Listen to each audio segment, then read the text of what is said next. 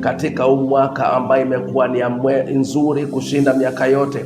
Kama kuna jua ya kwamba una uwezo wa kukataa kila kitu ambacho kimekuwa kikifanyika kwako katika mwaka, katika jina la Yesu Kristo.